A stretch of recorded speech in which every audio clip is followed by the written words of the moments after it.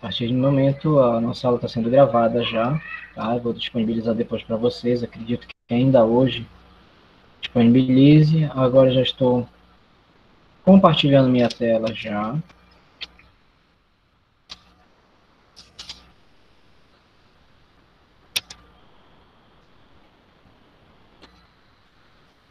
Minha tela já está sendo compartilhada, eu já estou com o meu slide pronto. Tá, pessoal?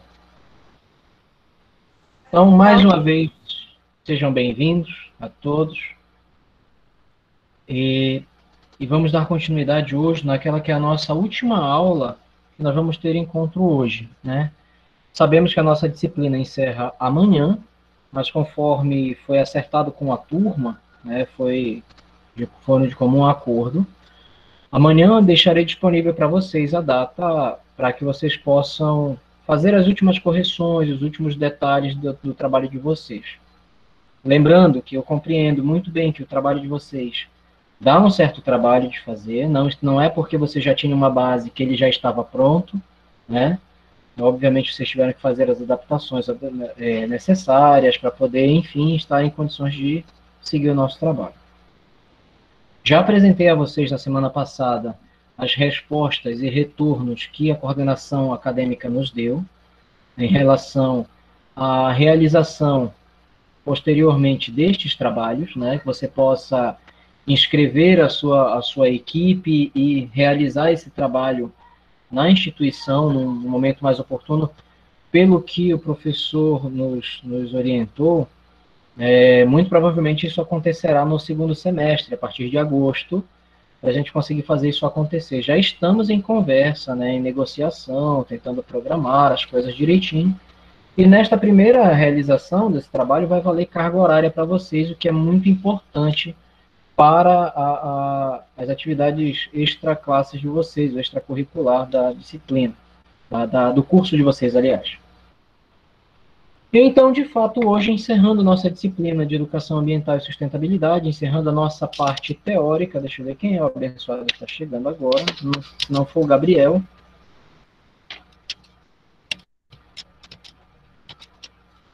Não, é a Isla. Bem-vinda, Isla. Vamos continuar. Então, nós dando continuidade, vamos seguir, tá? Educação Ambiental e Sustentabilidade. Falávamos no nosso calendário das nossas atividades, né? Como nós seguiríamos. Não fiz a última atualização do dia 15, né, hoje, e também não amanhã, mas enfim, a gente já sabe qual é o caminho dele. Falamos na nossa aula passada sobre planejamento ambiental, conversamos sobre isso, e na ocasião eu disponibilizei um vídeo para vocês sobre o planejamento ambiental, né? Era um vídeo bem direto, né, falando sobre as dificuldades que nós temos a respeito de fazer o planejamento ambiental. Inclusive, gente, nós conversávamos sobre a condição em que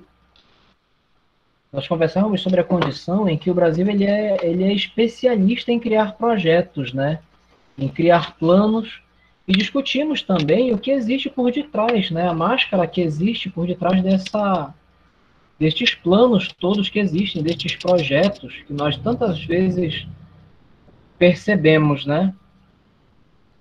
Como, por exemplo, a questão de que os projetos, às vezes, eles são realizados e não levam em conta a condição da realidade, né? Do local onde esse projeto precisa ser aplicado. Aí acaba deixando o projeto meio que inviável de ser realizado, de fato, né? E não somente isso, percebemos que, às vezes, os projetos... Oi, pode falar, Márcio. Tem pessoas pedindo para entrar. Aqui não consta.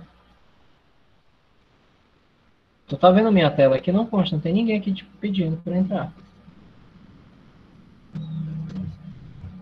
Deve estar chegando atrasado então para mim aqui. Mas tudo bem, eu estou conseguindo ouvir. A última que eu consegui, que eu aceitei agora há pouco foi a Isla, que chegou. Uhum. Tá? Estamos com 14 pessoas aqui. certo. A última que eu adicionei foi a Isla. Mas vai fazendo a ponte aí, tranquilo. Então, assim, gente, olha, a Gabi tá mandando para autorizar ela, mas eu não vi ela aqui ainda. Deixa eu olhar de novo. Não. Ela já entrou, professor. Já? Ah, tá. Porque agora que chegou também a mensagem dela no grupo dizendo para autorizar ela a entrar. Vamos seguir.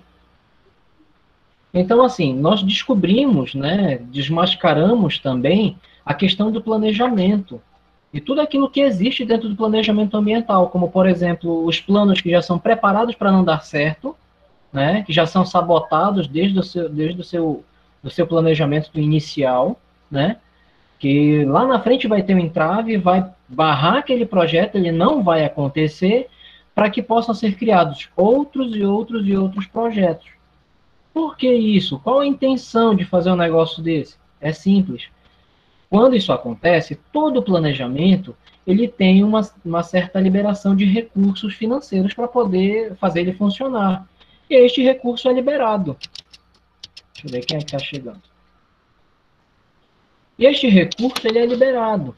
E quando ele é liberado, a instituição, a ONG, né, as pessoas que estão responsáveis pelo planejamento e execução deste plano, eles eles recebem os recursos e, na maioria das vezes, como o projeto ele não é bem feito, ou melhor, ele não é feito para dar certo, né, para ser concluído. Olha, chegou o Gabriel. Aí acontece que ele acaba que não se torna insustentável e aquele recurso que chegou, ele não é mais utilizado. Ele não volta, na verdade, para o governo. Ele vai ser finalizado, acabou, né? Esquece. O dinheiro foi gasto lá, tantos mil, e ficou por isso mesmo. Aí eu crio um novo projeto, que também neste novo projeto tem a mesma dificuldade, né? Tem alguma coisa lá na frente que vai sabotar o projeto, para ele não dar certo de novo, para eu poder criar um outro projeto e assim criar esse círculo vicioso. Professor, Oi. a Leone Gabriele está pedindo para avisar que ela estava assistindo a aula, só que chegou um pessoal responsável por fazer a manutenção do Wi-Fi. Eles pediram para desligar e que por um momento ela vai ficar sem internet, mas que quando eles retornarem, ela vai entrar na aula. Tranquilo, vou mandar uma áudio. Ei, Gabi, eu já vi, assim, desculpas das mais criativas possíveis, mas essa superou, tá? Fica tranquila, relaxa. Já pensou? Isto é hora desse pessoal, assim, espírito de porco vir perturbar os outros. Vamos lá. Eu vi a Ellen pedindo para autorizar ela,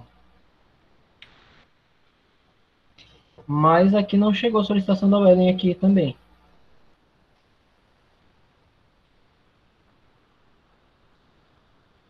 Vou deixar. Vamos lá, vamos seguir. Thaíris, você queria falar alguma coisa? Você levantou a mão? Piqueres. Não, professora, é só para avisar da Gabi mesmo. Ah, tranquilo. Então vamos seguir.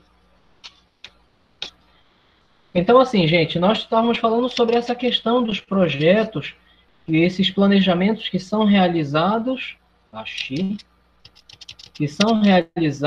e que a cada momento vai estar com a gente. E a cada momento esses projetos eles são preparados para não dar certo, né? Que é justamente para fazer com que possa ter outros projetos. Eu queria fazer um comentário muito interessante e bem pertinente para o caso. Mas você já ouviu falar em toda eleição, principalmente a eleição presidencial, tá, gente? Que se fala sobre a questão do Nordeste, sobre a seca do Nordeste. Que o povo passa fome, que não tem água, que isso e aquilo.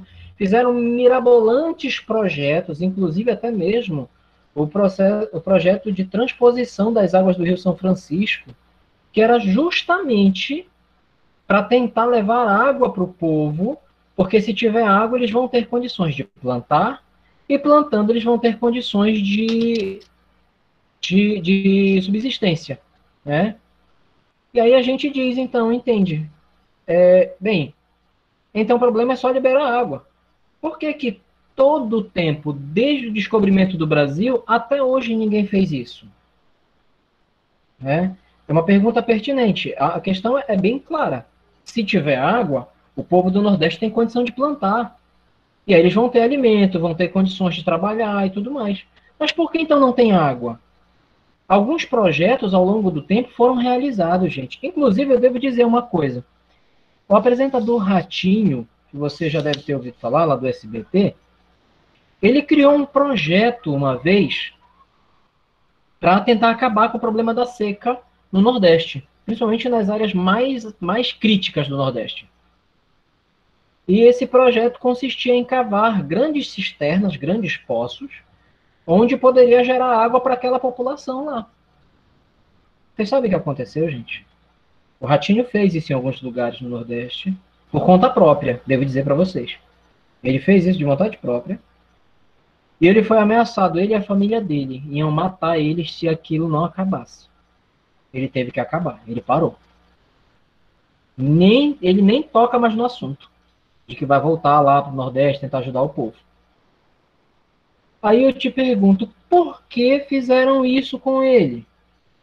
É porque existem poderosos, existem políticos principalmente, que a gente sabe que uma grande parte, eu não vou dizer todos, mas a gente sabe que uma grande parte dos políticos, eles têm envolvimentos com pessoas que fazem as coisas de maneira errada, a gente pode dizer assim, dizer dessa maneira.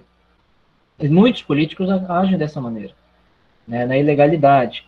Então, por interesses políticos e criminosos, é mais viável manter o povo na miséria lá, manter o povo na mesma dificuldade da seca e tudo mais. E aparecer um salvador da pátria agora não é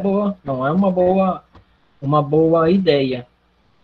E aí o que aconteceu? Ameaçaram o Ratinho e a família dele todinha de que ele poderia, ameaçaram ele para ele acabar com esse negócio de dar água pro pessoal lá. E aí o Ratinho teve que parar imediatamente e acabou com o projeto. O Marcelo Crivella, que se eu não me engano era prefeito do Rio de Janeiro, ele também, o bispo Marcelo Crivella, ele também fez da mesma maneira. Ele fez um projeto para tentar acabar com a água do Nordeste. Eu lembro muito bem dessa situação. Só que acabou que nisso tudo não foi para frente também o projeto, pela mesma dificuldade. O que eu quero dizer com essa situação, gente? Quando os projetos eles são elaborados de maneira em que eles podem dar certo, alguém se mete no meio para fazer com que ele dê errado imediatamente, porque não vale a pena que estes projetos deem certo. Porque geram um ciclo um ciclo vicioso, onde o povo vai continuar sempre dependendo daqueles benfeitores, né? Daqueles poderosos que são os amigos do povo, esse pessoal aí todinho. O povo continua desse jeito, fazendo esse tipo de utilização dessa boa vontade, né, destes bons samaritanos, entre aspas, que surgem para cuidar do povo, que vai dar um carote de água, que vai dar um carote de água, que vai dar alguma coisa para o povo que está passando fome, quer dizer, as migalhas para o povo continuam dependendo dele. Então, esse é um caminho que acontece onde os planejamentos, eles precisam, gente, para manter o ciclo vicioso, eles precisam continuar dando errado. Porque senão eles vão resolver o problema e aí, acabou o planejamento, não tem mais. Vai acabar com essa fábrica de dinheiro e de recursos que os planejamentos criam para todo mundo. Tá?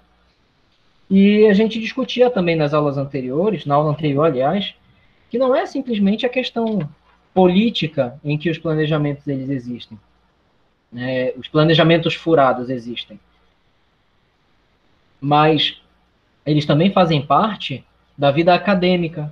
Quantos e quantos TCCs, teses de mestrados, de doutorados, né, pós-doutores levantam as possibilidades e dizem, gente, o planejamento está errado porque precisa acontecer de maneira assim, assim, assim, assim, assim. Só que, quer dizer, como nunca é feito, essa mesma dinâmica acontece.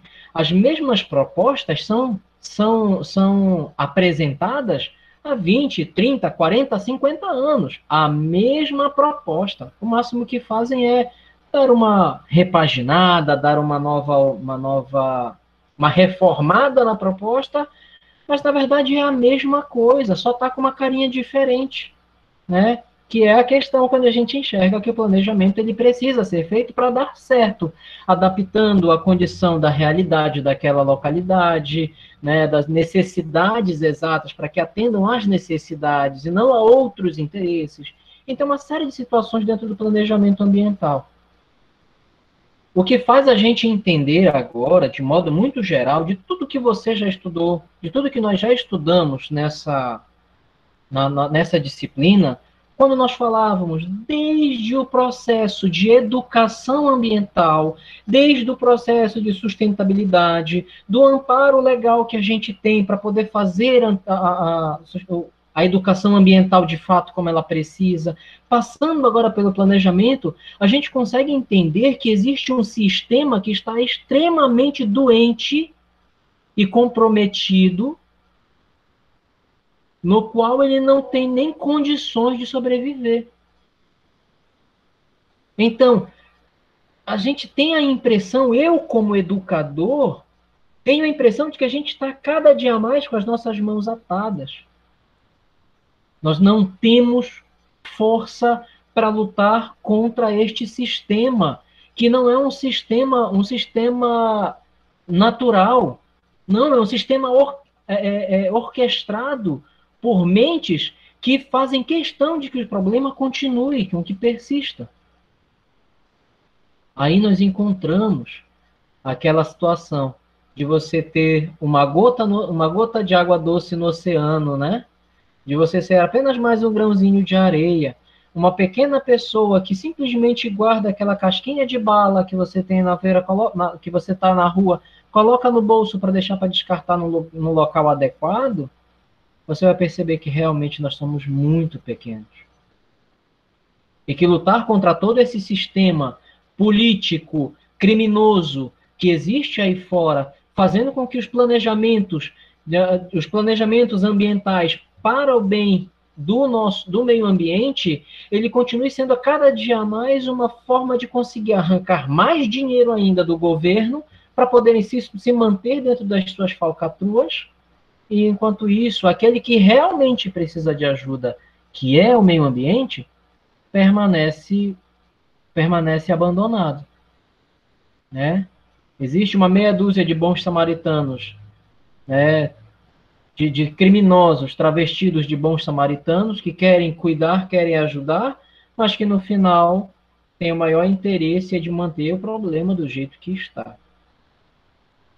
Hoje nós entendemos isso. E aí eu te digo, você pode até dizer, professor, então quer dizer que essa é uma causa perdida, né?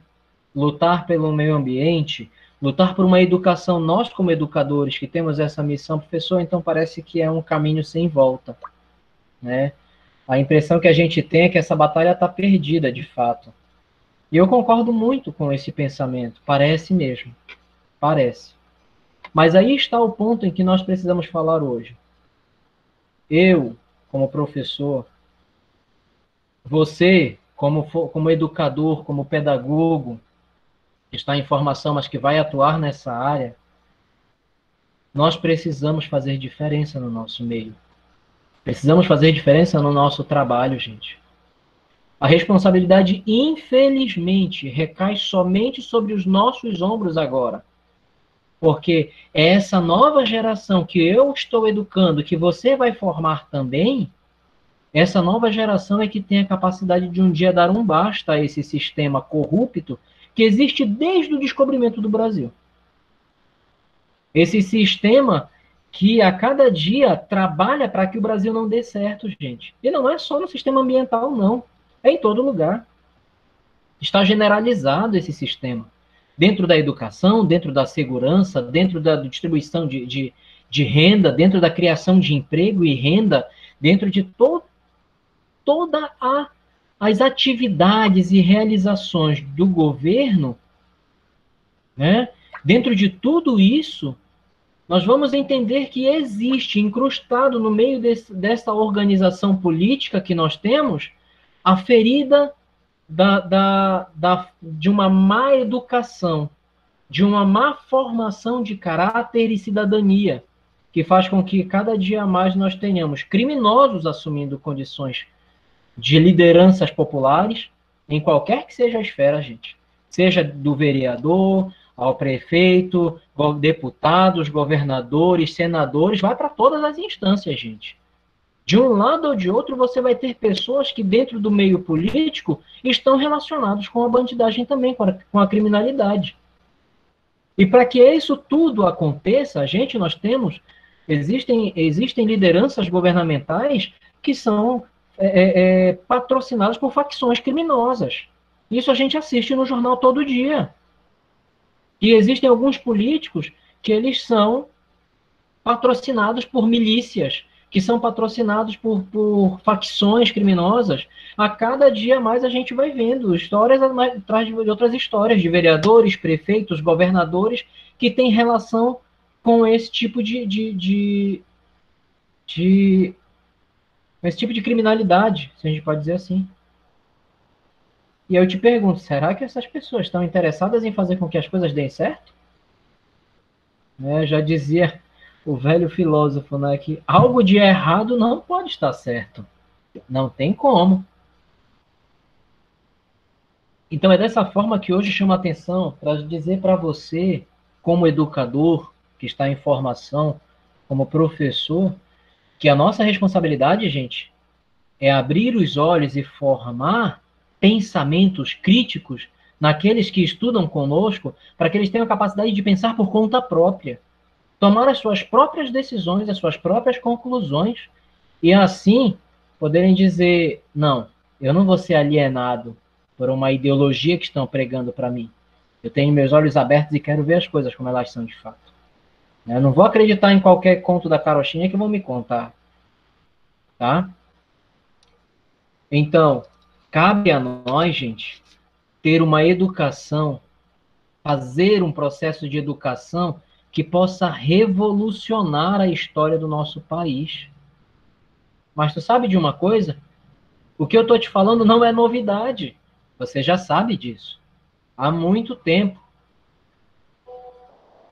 Você já sabe que o processo de educação ele precisa transformar, ele precisa revolucionar a população brasileira. Porque é só assim que a gente vai conseguir sair do buraco que a gente está. Caso contrário, gente, olha direitinho. E a criminalidade anda de mãos dadas. E a cada dia mais elas vão se especializando em trabalhar de maneiras cada vez mais elaboradas e organizadas de fazer com que as coisas aconteçam. E todo mundo continua impune do mesmo jeito. Né? Você vai ver uma grande quantidade, principalmente de políticos, que são condenados e lá na frente, por alguma reviravolta, eles não têm mais nada a ver com aquilo. Né? Eu não quero citar nomes, mas eu preciso dizer uma coisa. Não interessa se é de direita ou de esquerda. Em todo lado acontece isso. Tá? Em todo lado acontece isso. Agora há pouco eu fui ver no jornal que o Michel Temer foi inocentado das práticas que tinham sido acusadas. Que até no início do governo do presidente Jair Bolsonaro, ele foi preso, o Michel Temer. Ele já foi inocentado. Por quê? Falta de provas. Quer dizer, eles se organizam de uma tal maneira que é difícil pegar eles. Né? E não somente ele, um monte de outras pessoas aí, gente. De direita, de esquerda, do mesmo jeito. Tem coisa errada acontecendo à torta e à direito e ninguém resolve o problema. Eles acabam dando um jeito de se livrar. É muito bacana. Você vai virar político, você desvia um absurdo, uma barbaridade de recurso financeiro para uma conta lá no estrangeiro, lá na Suíça, e aí a polícia vem, investiga, te prende, você passa 1 ano, 2 anos na cadeia, e aí daí você consegue uma regressão de pena para o regime para te ficar em prisão domiciliar. É fácil você ficar preso numa mansão, gente. É fácil. Oh, nossa, eu queria ficar preso numa mansão. imenso, com tudo que eu tenho, todo o meu conforto dentro da casa. Isso é fácil demais. Então, volta para a história de que o crime realmente ele compensa. E compensa sim. Basta ser esperto para saber fazer as coisas. Fazer as suas alianças com gente certa. Então, seguindo aqui o nosso texto. A educação ambiental precisa ser revolucionária. A aquisição de novos conhecimentos estimula o desenvolvimento de uma nova visão do mundo que nos cerca. A escola configura-se como espaço privilegiado para a construção de hábitos conscientes, desenvolve o senso crítico e oportuniza a elaboração de novas práticas pedagógicas. Estimular a mudança de atitude em busca de qualidade de vida, bem como o respeito à natureza e a compreensão de que somos agentes de transformação da sociedade, representa o ápice da prática pedagógica. Em resumo, meus queridos, se você não entender que o teu trabalho como educador, como professor, precisa passar por esse caminho de estimular uma mudança de atitude naqueles que você está trabalhando, naquelas pessoas com as quais você trabalha, nos teus alunos, em busca de que eles tenham melhor qualidade de vida, respeito à natureza e compreensão de que todos, tanto eu quanto ele, na condição de aluno, que todos nós somos responsáveis pelo processo de transformação da sociedade, o nosso trabalho, a faculdade que você está fazendo vai para o lixo.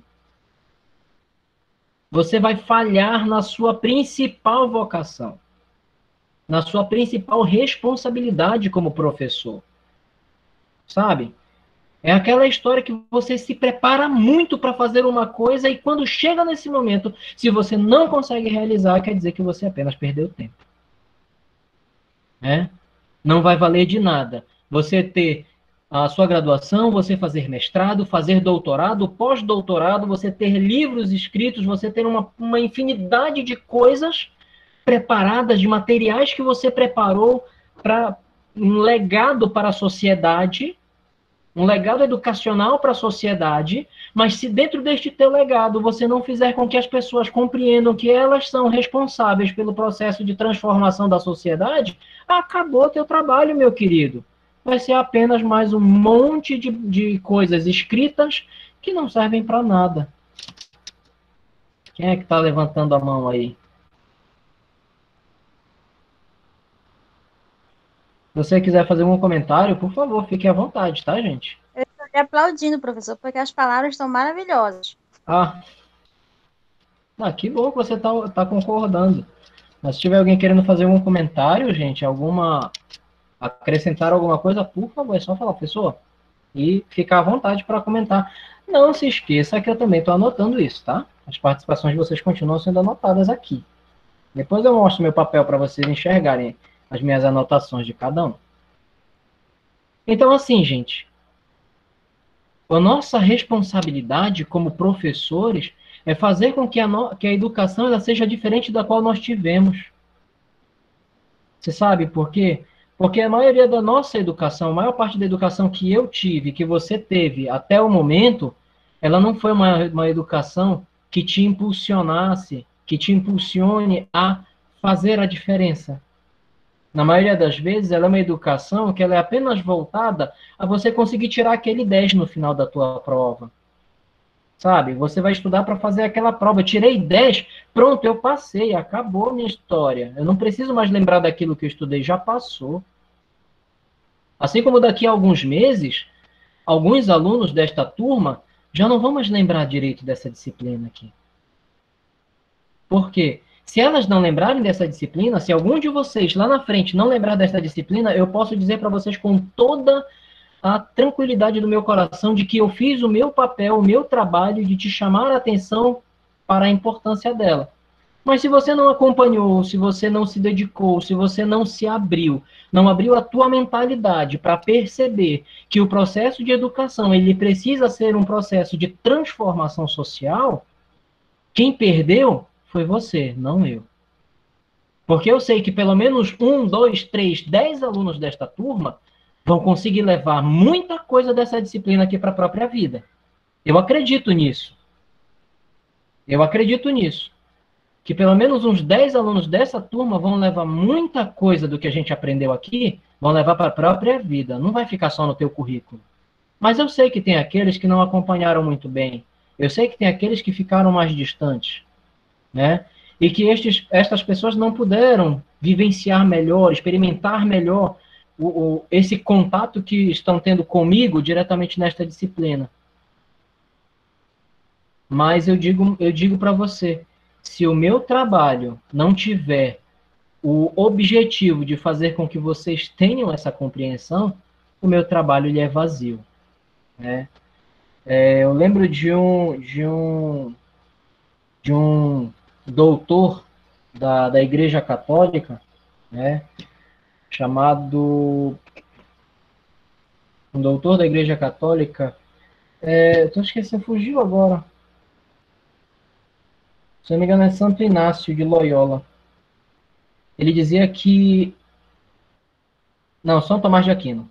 Ele dizia que a fé sem obras, ela é uma fé morta, né? Não adianta você ter apenas a fé se ela não tiver a ação. Ela não vai fazer nada. Você já ouviu falar naquele provérbio que diz que a fé é capaz de transportar montanhas, né? Mas ela não é uma fé sozinha. Daquela que você senta na frente da montanha, cruza as pernas e começa a meditar, tendo fé de que aquela montanha vai se levantar e vai andar. Não. Esta fé não vai fazer isso.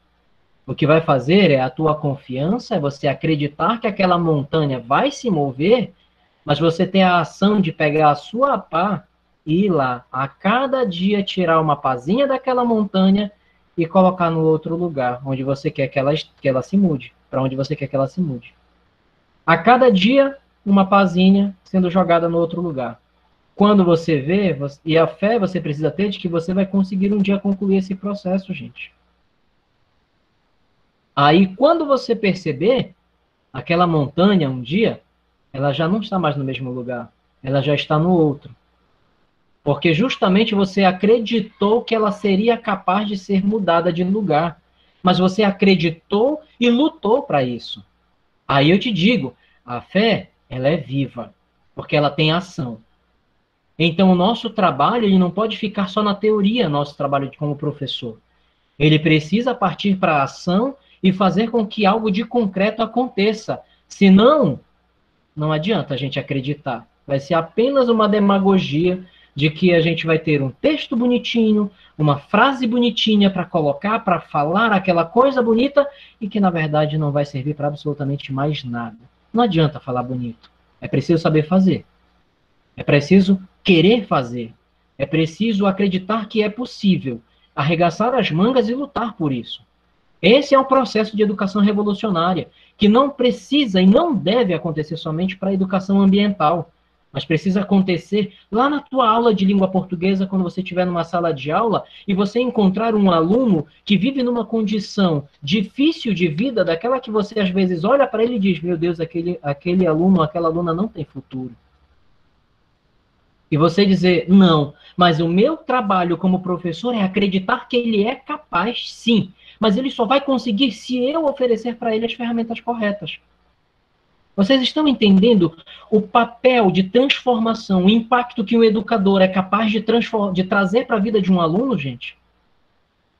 Eu preciso contar para vocês um relato pequeno de uma situação que aconteceu comigo aqui na escola, no meu terceiro ano de trabalho aqui na escola aqui do município que eu trabalho. Existia um aluno que ele era um aluno problema, tá? Daquele tipo de aluno que você já ouviu falar, com certeza, em algum momento. Aquele aluno que não respeita professor, que briga com o professor, que chama palavrão, que grita, sabe? Aquele tipo de aluno. Este aluno, ele tinha 10 anos. Quando eu já tive contato, 10 não, 12 anos quando eu tive contato com ele. Ele já estava em defasagem escolar em 3 anos. Ele ficou reprovado 3 anos consecutivos no 4º ano.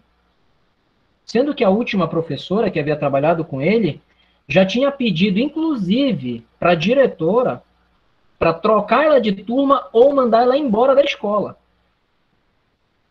Porque ela não aguentava mais trabalhar com ele. Ela não aguentava mais. Ela olhava para ele, ela tinha ódio. Ela falava para mim que a vontade dela, que ela tinha às vezes, era de agredir ele, de tanta raiva que ela tinha dele por conta do que ele fazia. E eu devo dizer para vocês uma coisa. Essa professora é uma excelente professora. Excelente, uma das melhores que nós temos na escola. Uma das melhores mesmo. E para ela chegar a este ponto de ter dificuldade de se controlar, em nenhum momento ela brigou com ele, tá, gente? Em nenhum momento ela agrediu, levantou a mão ou coisa do tipo. Mas eles já tiveram bate-bocas ali, assim, de arrepiar mesmo. Então, esse era o aluno.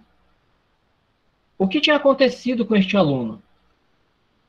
Esse aluno, a mãe dele é mulher, como dizem, né? É a mulher da vida. Ela é prostituta. Não tem estudo. O pai dele é viciado, né? É usuário de drogas. Eles estão separados, o pai e a mãe, mas vivem na mesma casa. Então você faz uma ideia que do nível que, assim, de harmonia familiar que aquele aluno vive, tá? Esse mesmo aluno, há algum tempo atrás, antes de dar todo esse problema lá na escola, né? E, na verdade, ele não era aluno da escola, ele veio depois. Mas antes dele vir para a escola, aconteceu um fato com um irmão dele mais velho. Tinha 15, 16 anos, esse irmão mais velho. Ele foi assassinado, o irmão mais velho dele foi assassinado na porta da casa dele. E esse aluno, e essa criança lá da escola, viu o irmão dele mais velho ser assassinado. Viu? Foi assassinado com 3 tiros. E, por algum motivo, como ele viu, os assassinos do irmão dele também tentaram matar ele. Só que quando colocaram a arma na cabeça dele, o revólver falhou, era um 32. E a bala negou, não funcionou. E por sorte, por proteção divina, não sei, mas aquele aluno não morreu nessa ocasião.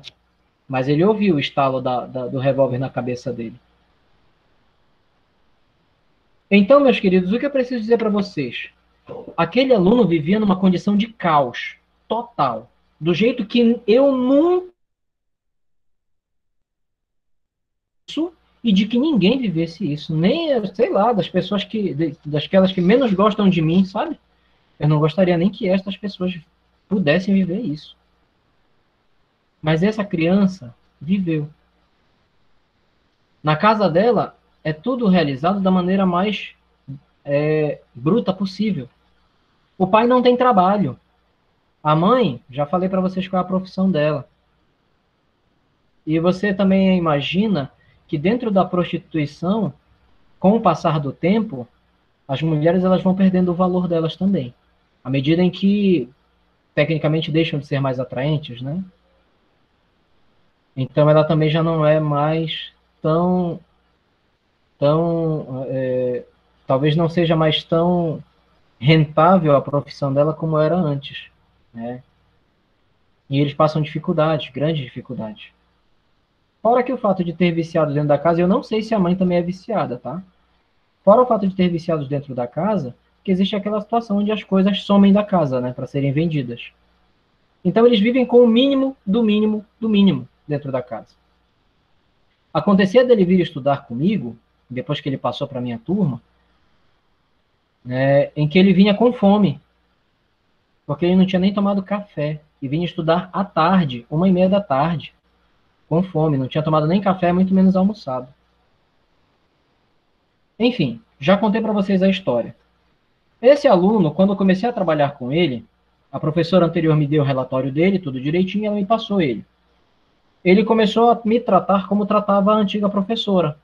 Queria gritar, queria chamar palavrão dentro da sala de aula, fazer toda aquela coisa dele lá, que ele já sabia que funcionava. Comigo não funcionou. De início, ele começou a falar alto, começou a gritar na sala, e eu comecei a falar grosso. Comecei a ser mais incisivo e mais direto nas minhas palavras. Né, de tentar repreender ele, mostrar que eu também tinha autoridade dentro da sala de aula. Em nenhum momento desrespeitei o aluno. Devo dizer para vocês, em nenhum momento desrespeitei e não gritei também com ele, em nenhum momento. Mas quando eu falava grosso e falava firme, para ele perceber que eu não tinha medo dele. Nas 3 primeiras semanas foi desse jeito. No final desse primeiro mês, ele já não me enfrentava mais, mas também não falava comigo. Eu perguntava as coisas para ele, ele não me respondia. Ele estava na escola, mas não queria papo comigo. E a gente olhando para essa situação, o que dá para a gente dizer? Que futuro essa criança vai ter? A gente não consegue olhar e perceber que aquilo ali pode ser diferente. A gente já imagina, eu estou dando aula para um futuro delinquente, para um futuro bandido. Queira Deus que eu tenha amizade com ele para que um dia ele não me assalte na rua ou tente me matar por alguma coisa. Você está entendendo? Essa é a realidade. A gente olha para o aluno e é isso que consegue enxergar dele. Mas o meu processo de educação, o meu trabalho como professor, ele não podia e não pode se acomodar com essa situação. Eu tinha que criar uma condição em que esse aluno tivesse chance na vida. Porque senão, o que eu estou fazendo ali? Né? O que eu estou fazendo como professor se eu não sou capaz de ajudar aquele aluno a transformar a realidade dele? Então, passei por um processo longo, um processo de tentar criar vínculo com ele, de tentar ser amigo dele. Então, a partir de um tempo, a gente já não discutia mais, a gente já não tinha mais esse embate que tinha desde o começo. Começamos a realizar um trabalho diferente, onde eu fui ver que ele tinha ficado retido durante 3 anos seguidos na mesma série.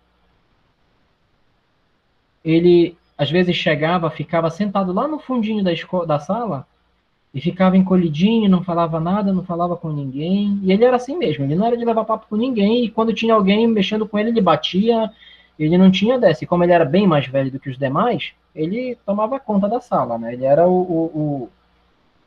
ele era o bambambam da sala. Ninguém mexia com ele porque sabia que ele podia bater. E ali, às vezes, ele chegava, ficava encolhidinho lá no canto.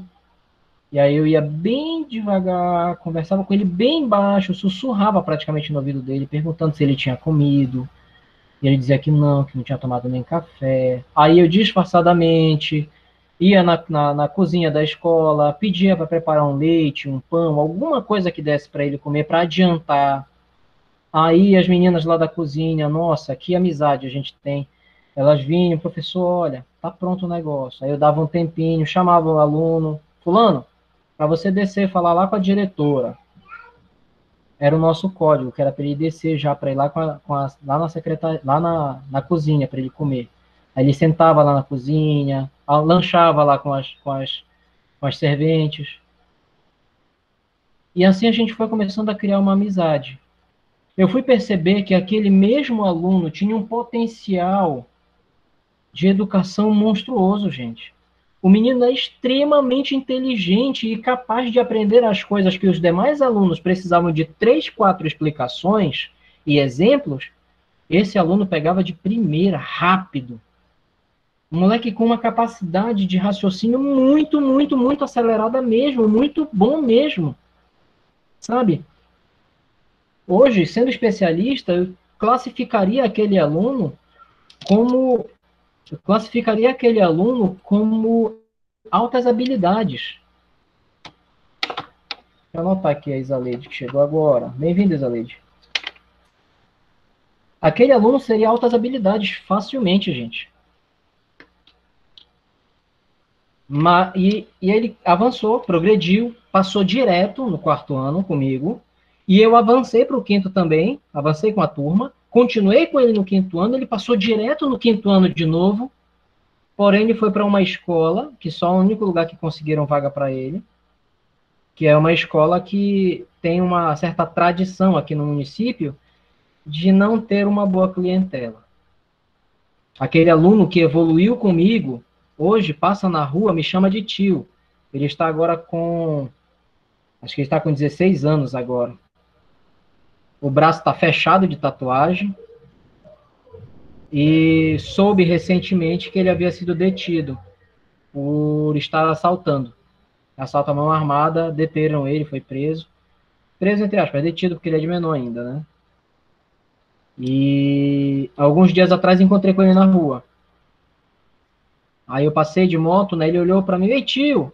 Aí eu falei, moleque, vem cá. Aí eu voltei na rua, voltei, falei com ele. Tava ele mais uns 7 colegas deles, todos assim, do mesmo estilo, né? E aí falei, chamei ele no particular, ele saiu do meio dos amigos, eu perguntei pra ele, falou, não, tio, isso foi parada errada que fizeram aí, armaram pra mim, eu não tava nada a ver com isso, veio com essas conversas lá. E eu posso dizer o seguinte, que aquele dia eu fiquei muito triste, porque eu vi que o máximo que eu fiz foi plantar uma semente. Eu consegui ver o potencial daquele cara, mas infelizmente eu não tive como continuar acompanhando ele e tentar ajudar ele a sair, a viver uma realidade diferente.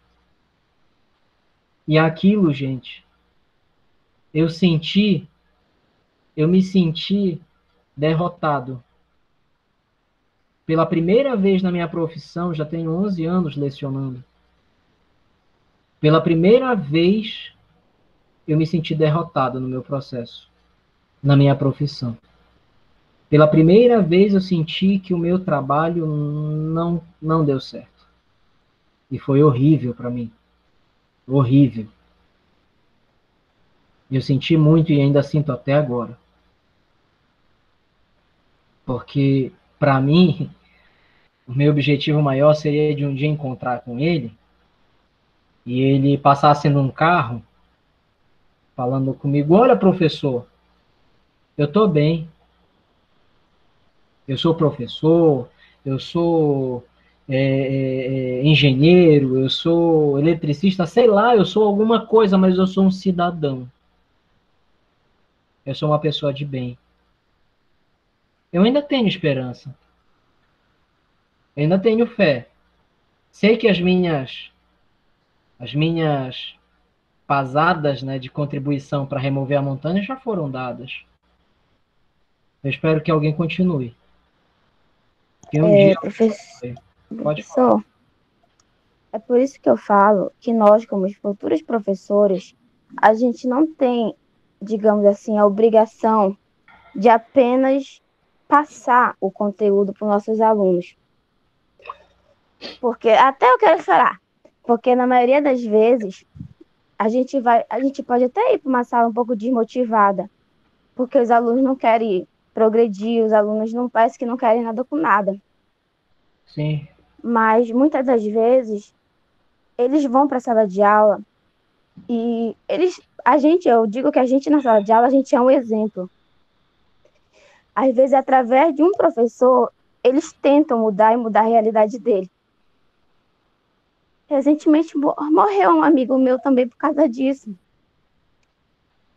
O único professor que conseguia fazer ele gostar das coisas. O meu professor, ele escreveu ele capoeira na oficina da escola. Então, ele era um aluno problemático, ninguém queria ele. Uhum. Mas aquele professor fazia de tudo para ele se envolver, ele queria que ele fizesse parte de tudo que acontecesse. Mas aí passou um tempo, esse professor ele veio a falecer. E ele começou a piorar novamente. Ele não queria mais saber de estudar, porque ninguém queria estar ali aconselhando ele, ninguém queria estar dando aquela força, dizendo que ele podia mudar a realidade dele. Então, e ele acabou que foi morto pela polícia porque ele estava fazendo as coisas erradas. Então, eu acredito que a gente tem que, sim, ensinar o conteúdo, mas também ensinar, digamos, como ele deve agir, como é o papel de um cidadão.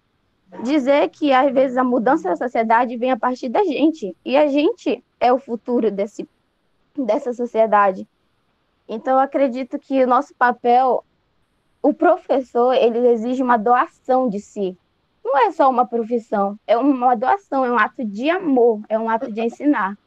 Então, eu acredito que o professor, mesmo não sendo valorizado, ele é um dos das peças fundamentais para uma melhoria na sociedade. Thaíris, eu te digo que ser professor não é uma profissão. Eu concordo contigo perfeitamente. Eu digo que ser professor é uma vocação. É aquilo que você nasceu para fazer. É aquilo que, se você não fizer, você nunca vai estar completo. Você nunca vai ser feliz. Não é o salário, sabe? Muitas vezes você já ouviu falar que o professor reclama do salário porque não é reconhecido o seu trabalho, não sei o quê, não sei o quê. Verdade, Thaíris, está certo. Eu não estou discutindo isso. Mas o que o professor mais precisa, mais do que salário, é de respeito pelo seu trabalho. Sabe? Desse reconhecimento. Não é o salário, gente. O salário não é o último.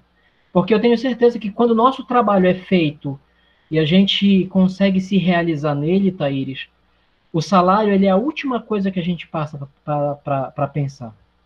A gente consegue ser feliz com os frutos do nosso trabalho, não com o salário que a gente ganha. Tá entendendo?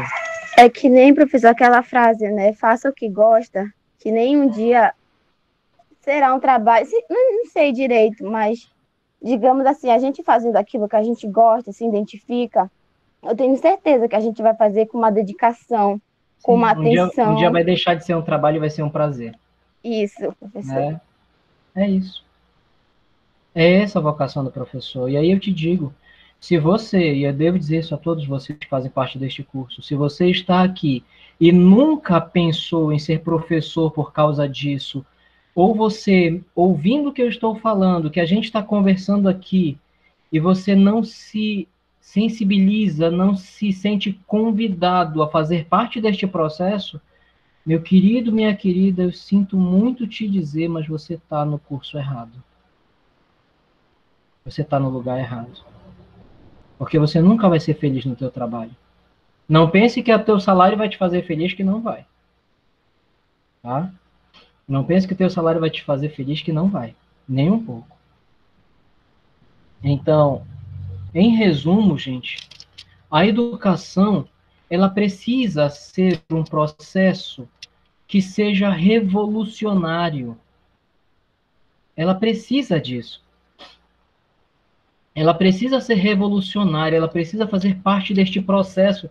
E quando ela é revolucionária, o texto diz assim para a gente, olha, que nós precisamos ter a compreensão de que somos agentes de transformação da sociedade. Isto tudo representa o ápice, o máximo, o nível mais alto da nossa prática pedagógica, da nossa prática educacional. É o nosso maior objetivo, é o maior lugar onde a gente pode chegar dentro do nosso trabalho, é quando a gente consegue fazer com que as pessoas entendam que elas são responsáveis por transformar a sociedade, que começa a partir delas, a partir de cada uma destas pessoas. E cabe a nós, educadores, fazer com que isto aconteça. E perdoem se eu estou estendendo o assunto para além da dimensão ambiental, para além da dimensão de sustentabilidade. Porque a vocação do professor, do pedagogo, ele não está preso apenas a uma questão ambiental, a uma questão da sustentabilidade. Ele está preso a todo o processo de transformação da sociedade. Isso quer dizer que vai fazer parte agora da educação ambiental, vai fazer parte da elaboração dos teus materiais didáticos, que é a próxima disciplina que eu volto com vocês, tá? A elaboração de materiais didáticos.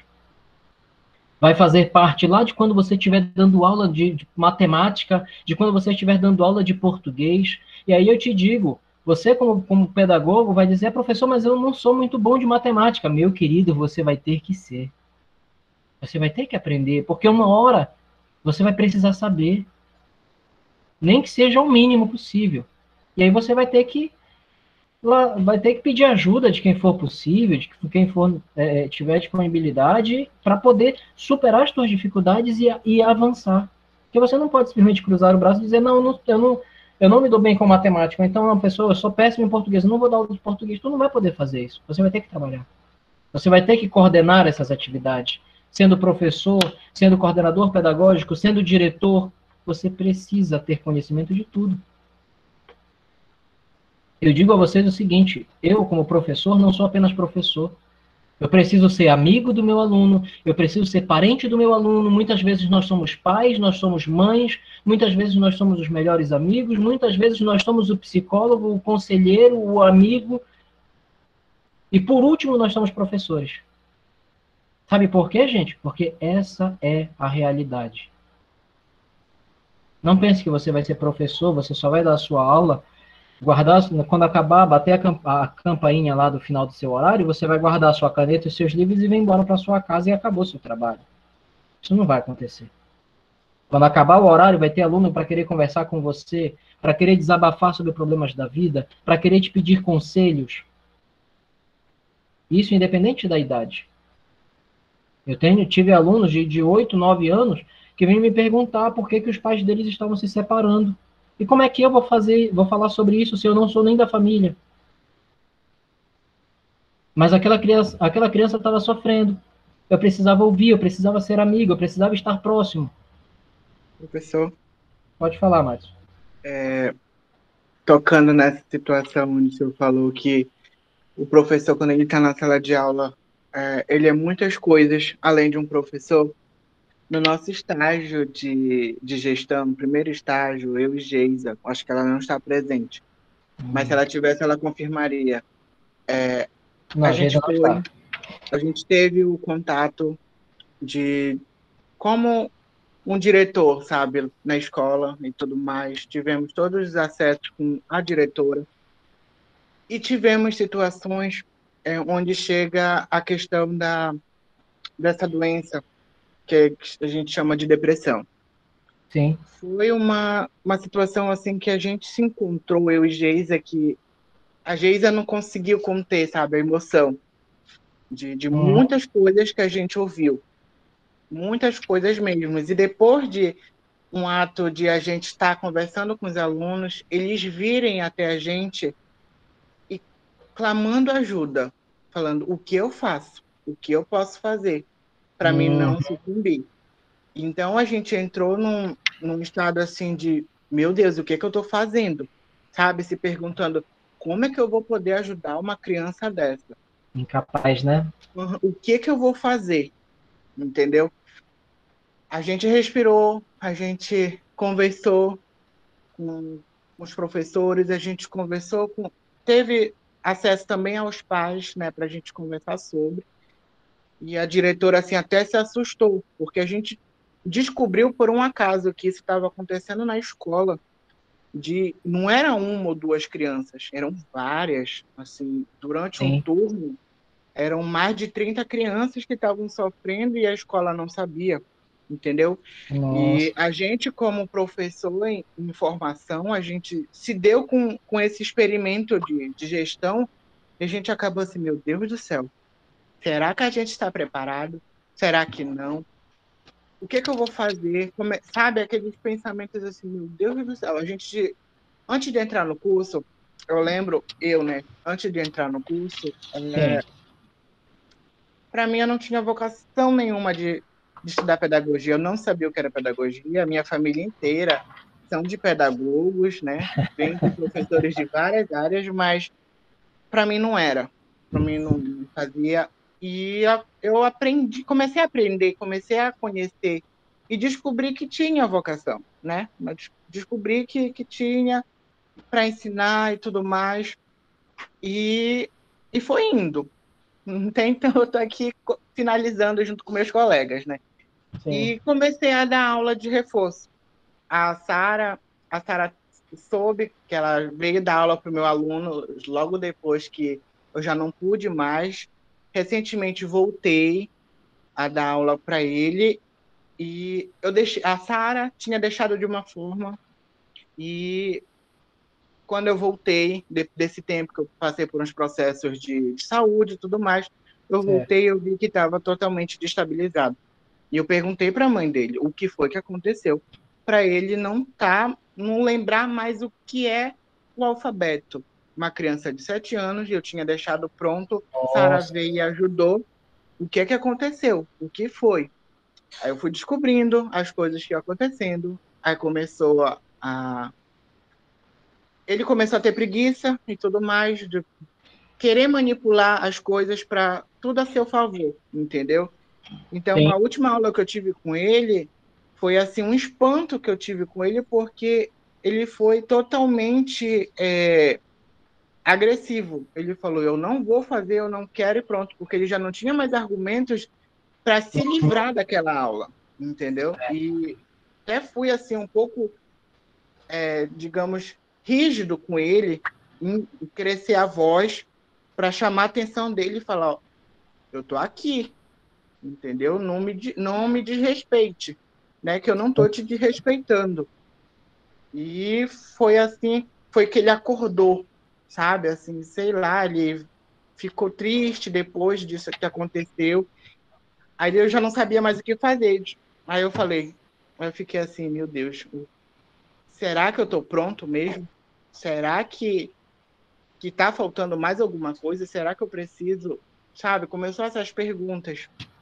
Mas depois relaxei tudo, falei, não, isso acontece, é pra gente refletir e Uhum. tentar mudar, né? Tentar mudar e não perder nosso aluno. Não Sim. perder para ele a preguiça, né? E tentar Hum. mudar também o olhar da mãe dele. Porque se ela não me ajudar, se ela não ajudar como mãe, aí fica muito complicado. Muito De complicado fato, mesmo. de fato.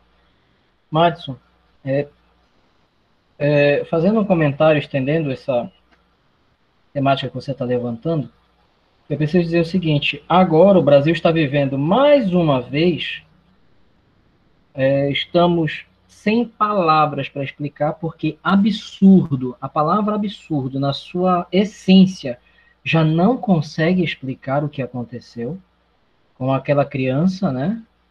Que foi assassinado pelo padrasto, né? Sim, A sim, gente tem sim. acompanhado, as investigações estão apontando isso, pelo menos, né?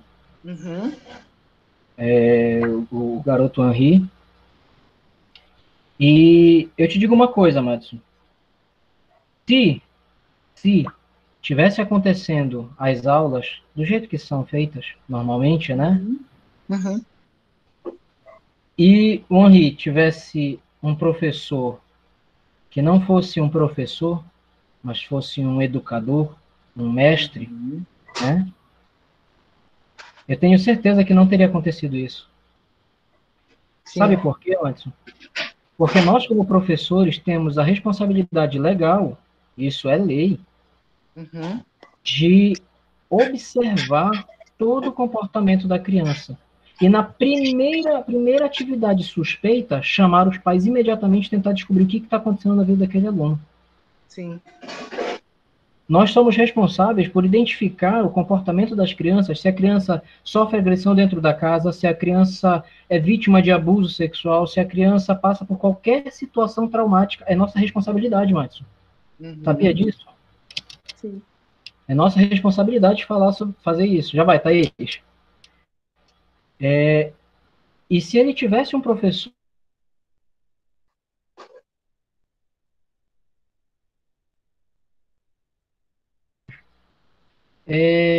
recentemente aqui na escola, recentemente, sim, há uns 2 anos, pelo menos antes de tudo isso começar, essa confusão que a gente está vivendo até hoje, vieram representantes do Ministério Público fazer uma formação conosco e nos dizer que, inclusive, o professor, se ele perceber isso e não relatar, não chamar o conselho tutelar ou alguma pessoa, ele pode ser responsabilizado civil e criminalmente.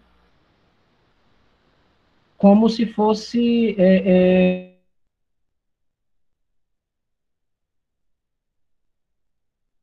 o problema daquela criança para o conselho tutelar ou coisa parecida.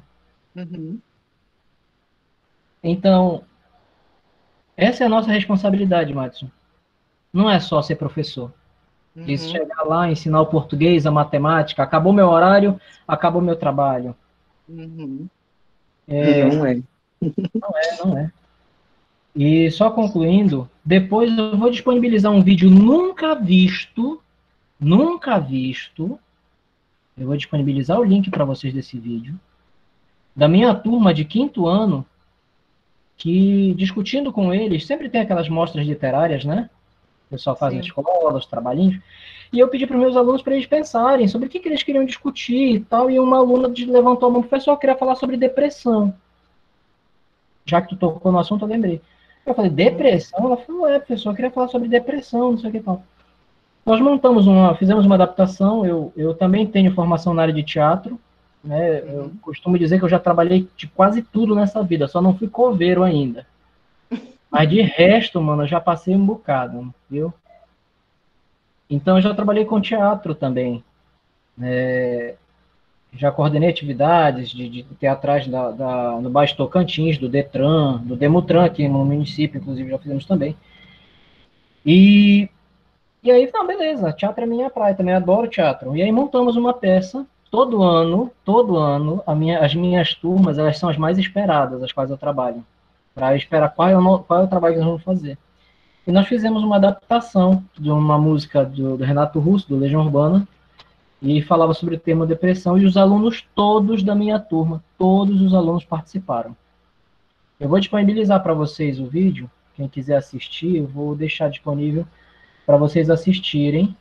Eu só peço para que vocês não façam download, porque esse vídeo ele nunca foi autorizado pelos pais para divulgação, tá? Eu tenho ele no YouTube porque nós fizemos uma ferramenta para a escola, numa aula que eu fiz, e ela nunca foi assistida por ninguém, só por mim mesmo. E foi um pai, inclusive, que filmou esse vídeo. É interessantíssimo. E o que a gente teve também, depois de retorno de alunos falando sobre depressão com a gente, dessa mesma situação que tu viveu, Madison, foi absurdo também. Mas, enfim, voltando para a nossa aula, para a gente ir encerrando. Nós precisamos entender que o nosso trabalho como professor, como educadores, precisa ser revolucionário. Dizendo o texto seguinte: como bem sabemos, a educação ambiental e tudo que nela... desculpa, Thaís, você queria comentar alguma coisa. Perdoa, Thaís. Se quiser, pode falar.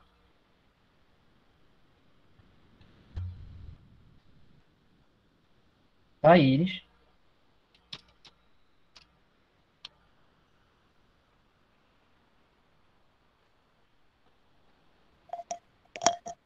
Professor? Fala, Thaís. Ah, tá. Desculpa, é que minha internet está caindo aqui, professor. Tá. É sobre essa temática que o senhor estava falando, que a gente tem que ter um compromisso com o nosso aluno, tanto dentro quanto fora da escola. Eu moro no bairro da Angélica, então sempre tem. Aqui não é, digamos assim, não podemos se considerar que é um bairro muito, muito bom. Pacificado, né? Isso. Eu conheço o bairro. A gente tem uma escolinha aqui, o Pedro Ferreira Costa. Eu estudei um tempo, mas depois eu saí. Uns tempos atrás, tinha uma professora que ela conta isso para todo mundo, para servir de exemplo, ela fala. Ela tinha 2 alunos, um estudava no 3º ano e o outro no 4º ano com ela. Ela contava que eles eram crianças assim muito calados. Então, tipo assim, tinha vez que eles iam um dia na semana e passavam 2, 3 dias que não iam para a escola. Então, ela ficava preocupada, querendo saber o que era. E sempre ela estava no pé da diretora, querendo saber onde que eles moravam, quem eram os pais. E a diretora nem sabia informar, na verdade, de que família eles eram. E passou um tempo, eles começaram a faltar na escola e não foram mais. Até que um dia ela encontrou os 2 na rua e perguntou para eles: ei, fulano, por que vocês não estão indo para a escola? Vocês estão levando falta, isso e aquilo. Eles não quiseram falar. Eles só falaram bem assim: o papai não deixa. O papai não deixou a gente ir. E ela ficou com aquilo na cabeça e ela queria investigar, saber quem era o pai dele. Acontece, era que a mãe estava presa e o pai, ele vendia droga. E o que estava acontecendo? As crianças estavam servindo de aviãozinho para ele. Eles que entregavam a droga. Sim. E teve um dia que ela ficou muito revoltada com isso, porque ela falou que era para eles irem naquele dia, que senão ela ia conversar com os pais dele. Aí eles não foram. Ela ficou tão revoltada que ela pediu para uma professora substituir ela, e ela foi na casa deles. Chegando lá, o pai atendeu, ele querendo ser ignorante com ela, né? E dizendo que ela jogou na cara dele, falou que o que ele estava fazendo não era certo. e que ele devia tentar que seus filhos fossem diferentes que eles. Aí ele falou bem assim, ah, mas eles são meus filhos. Ela falou bem assim, sim, e eles são meus alunos. Dentro da escola ou na rua, eles são meus alunos.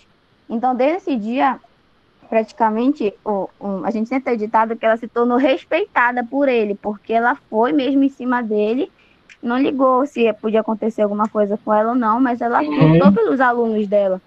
Ela explicou que enquanto ele estivesse dentro da escola, ele não poderia tirar eles de lá. Então, por isso que o senhor o senhor falou, assim, o professor ele tem um papel tanto dentro e fora da escola. Não é porque, terminou digamos, o meu turno, eu não posso me importar mais com aquele aluno. Não é assim. Não, não pode ser assim. De fato, não pode. Tá anotado aqui. Então, assim, voltando a falar sobre educação ambiental, gente, eu sei que a gente está levando muito para o lado da vocação do professor. As conversas estão fluindo com o Madison, com a Thaíris, e as histórias que eu também estou contando, daquilo que já vivenciei como professor, mas a gente precisa entender agora, voltando para o aspecto de meio ambiente, né? É que a gente volta a discutir as mesmas importâncias, gente, só que agora com o meio ambiente. Como bem sabemos, a educação ambiental e tudo que nela é compreendido representa um sinal de recuperação e salvação do meio ambiente.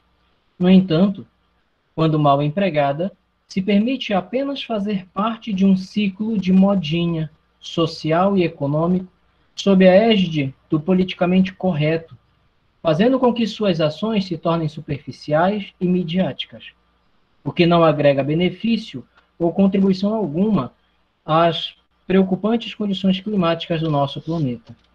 É o que a gente está falando aqui, gente, sobre o trabalho, né, o nosso papel dentro da educação ambiental, quando ela apenas quando ela não tem raiz naquilo que a gente fala, quando ela se limita a ser apenas superficial, ela acaba fazendo parte da modinha, como a gente já comentava em outras aulas, né? Da questão do politicamente correto, né? Ah, não, vamos falar agora sobre a preservação do meio ambiente. As empresas vendendo muito mais seus produtos porque coloca lá um rótulozinho diferente e diz, esta empresa pensa no meio ambiente, não sei o que, não sei o que. As sacolas agora são retornáveis, os sacos são retornáveis ou biodegradáveis, não sei o que, não sei o que. Então o povo faz, né, às vezes só com uma máscara de que aquilo ali é correto, é bom para o meio ambiente, e na verdade está sendo apenas uma questão superficial, e como eu dizia, aqui no nosso material, não agrega benefício, não agrega contribuição nenhuma à crise climática que a gente está vivendo de fato. Eu vou enviar no grupo do WhatsApp agora para você um vídeo, um link de um vídeo, que é o nosso último vídeo que fala a educação ambiental tem que ser revolucionária, tá, pessoal? Eu vou copiar aqui o link, vou mandar para vocês lá no grupo. Vocês vão assistir, eu também vou assistir. Aqui, eu vou acompanhar também. Quando acabar o vídeo, você volta para nossa aula. Se quiser sair, desconectar da aula, desconecta, não tem problema, tá, pessoal?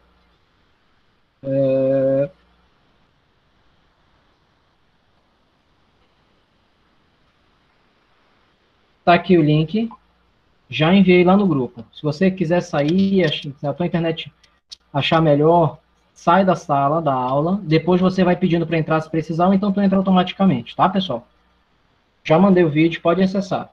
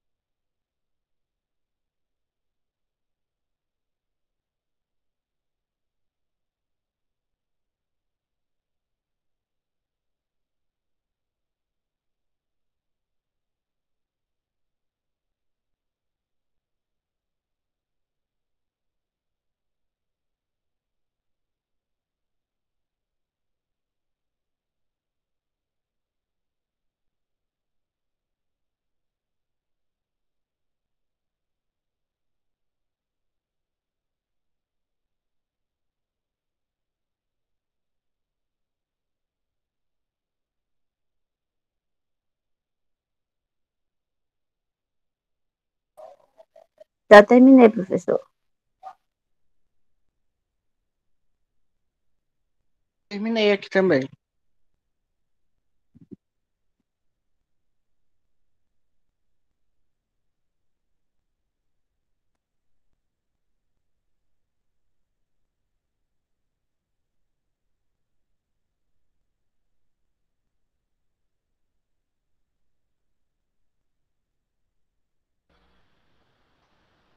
Vídeo muito bom, né? É muito instigante, muito bom mesmo. Uma das coisas que eu mais gosto desse vídeo é que ele não se prende a limites ideológicos, religiosos, políticos, a nada. Uhum. Ele é um vídeo que ele consegue chegar para todo mundo. Você sendo cristão, sendo ateu, sendo, sei lá, o que você quiser ser, você se sente tocado pelo vídeo porque ele não está dizendo que é para um ou para outro, que é para tua ideologia política ou para outra ideologia, se é para quem é de direita, que é para quem é de esquerda, nada. Uhum. Ele abre de modo geral para o bem comum do processo educacional.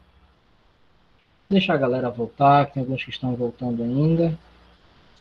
Eu assisti também aqui o vídeo todinho.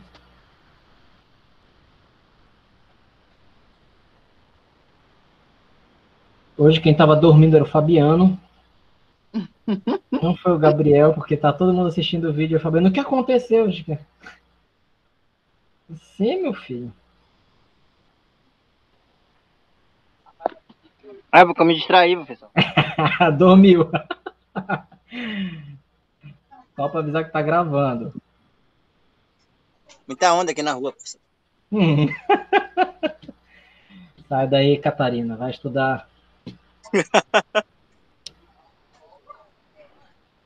Ai, vou morrer com o professor.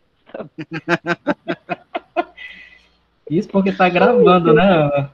Isso porque tá gravando. Se não tivesse. Então, assim, gente, vamos voltando, né? Já deu tempo para todo mundo assistir. Algumas pessoas estão saindo agora. O Davi saiu da aula agora. Mas, por exemplo, já temos quase todo mundo está aqui no grupo ainda de volta. Então, gente, o vídeo que nós assistimos fala sobre a importância de que a educação ambiental, agora falando diretamente de educação ambiental, ela precisa ser algo revolucionário.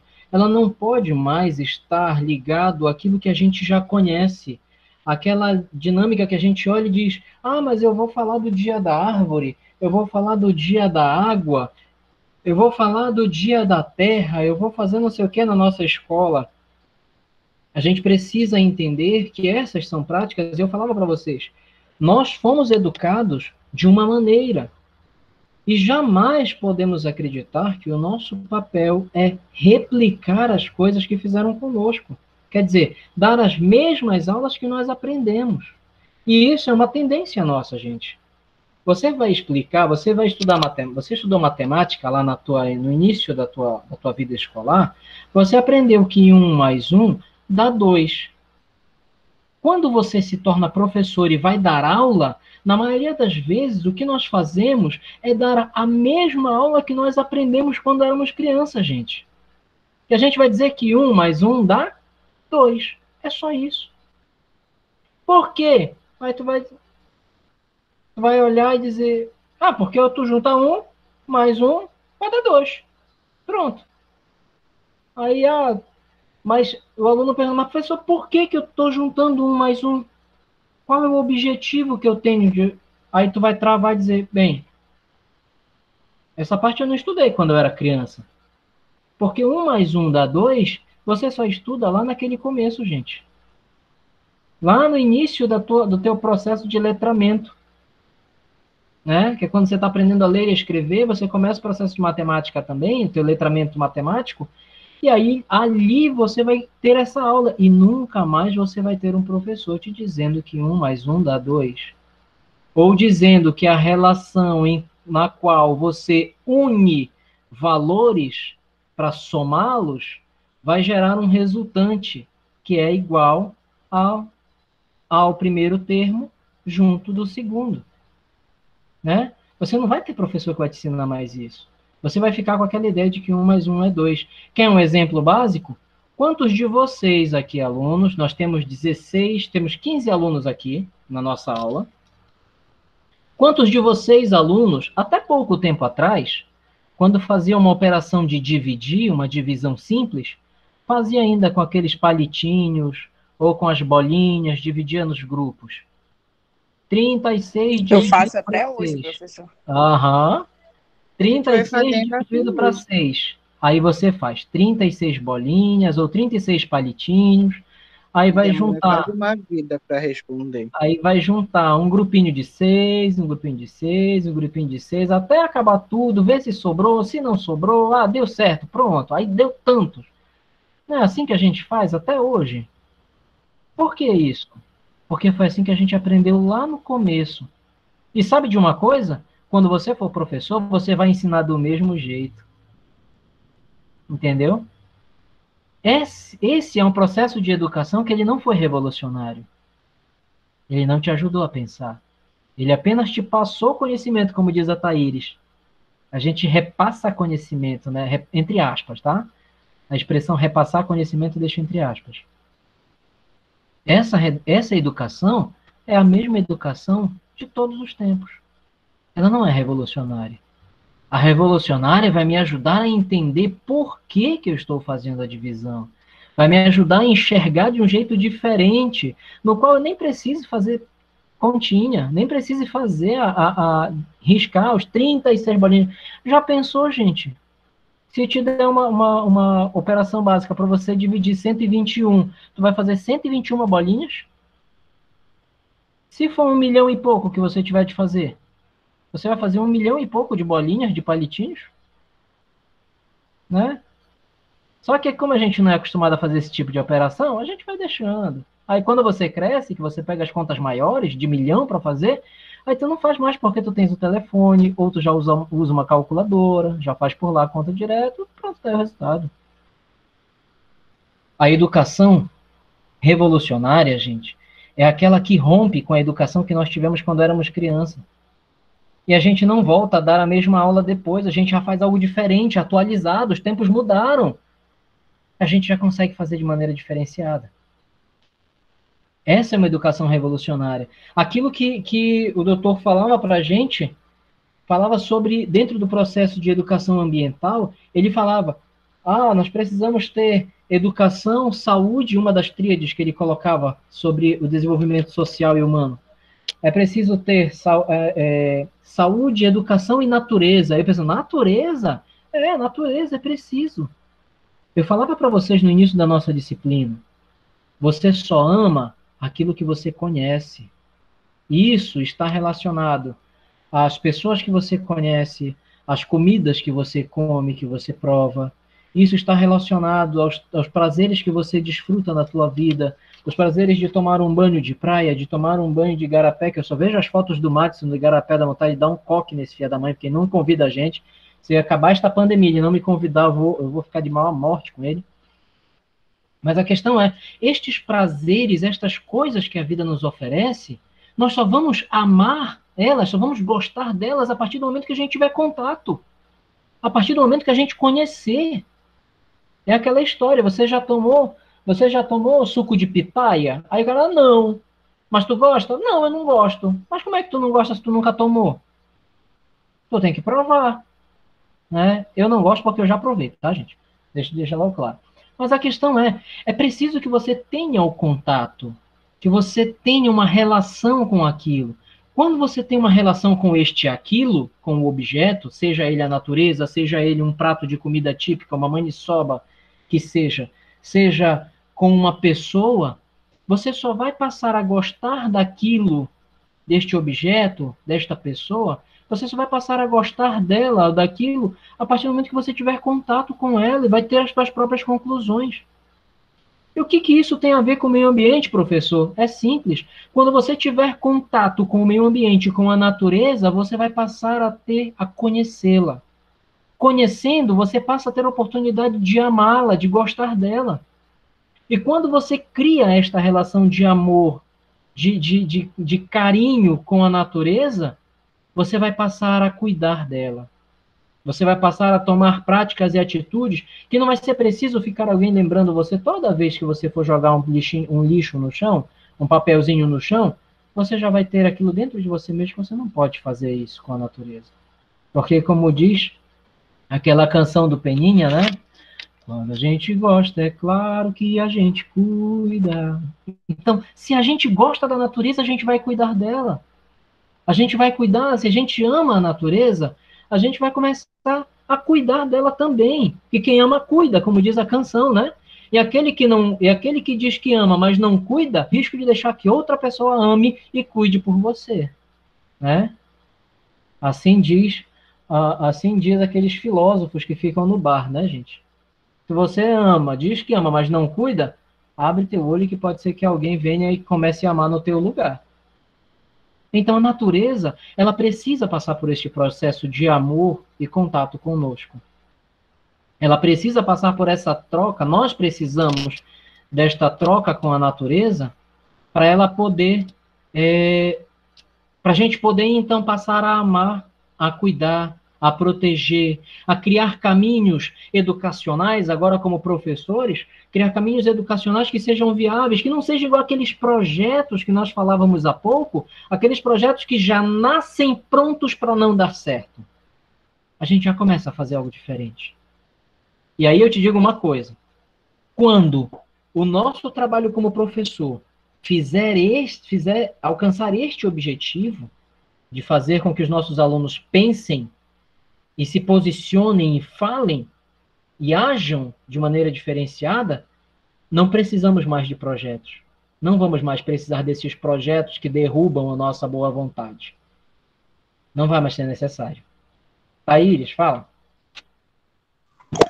É por isso, professor, que eu penso que é impossível trabalhar a educação ambiental não fazendo a ligação do sujeito com o meio ambiente. Uhum. Trabalhar a educação ambiental é mostrar qual é o papel e a responsabilidade do sujeito com os atos que ele faz. Então, para mim, essa educação revolucionária é aquela educação que busca trabalhar além da sensibilização. Sim. Porque por que trabalhar o dia da árvore naquele dia, mas esquece, como o senhor disse. Quando a gente ama, é claro que a gente cuida. E por que a gente não ensina nossos alunos a amar? Se a gente não ensinar, ele não vai amar. Ele só vai lembrar nas datas que a escola comemora. Depois disso, ele não ama mais. Ele esquece. Na verdade, nem chegou a amar, né, Thaíris? Isso. E quando ama, não esquece. Não adianta. Foi uma paixão, não, professor? É, fogo de palha. Madison. Como o vídeo mostrou. Ai, que carro, peraí. Esse carro. Horrível. Logo no início do vídeo foi falado pelo Dr. Marcos que essa revolução na educação, ela não é uma revolução qualquer, é uma revolução cultural. A gente tem que buscar nossas culturas antigas, mas também transformar, criar novas culturas, né? Ou criar uma cultura que a gente possa seguir e tudo mais. E que a educação ambiental, assim como outras vertentes na educação, possam instigar, fazer com que aquela pessoa pense, reflita, será que está certo isso? Será que não está? Né? Como a Thaíris falou, levar o sujeito ao ambiente, o objeto de estudo, para a gente ter conhecimento, a gente perceber as coisas, cuidar, amar, né? E não ficar só por datas comemorativas, que é o que a escola passa, né? Eu acho que foi isso que eu peguei do vídeo, que eu consegui entender mais ou menos. Entendi. Perfeito. Bem anotadinho aqui também já. Então, gente, esse é o processo que a gente está falando. A nossa disciplina, eu devo dizer para vocês, ela está encerrando hoje.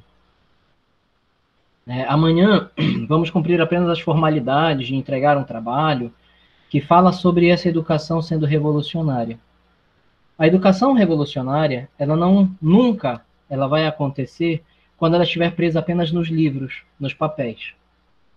Quando a gente falava sobre os projetos, sobre os planos, né, de educação ambiental, nós falamos que o Brasil é uma fábrica de projetos, né, de planos de PDF, que fica só lá no documento, no PDF, e não vai para a prática.